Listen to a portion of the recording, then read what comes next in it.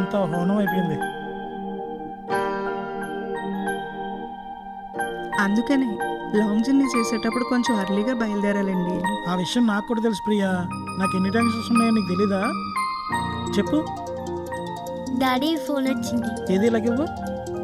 చూసావా, నాన్నగారి ఫోను ఒక పక్కన.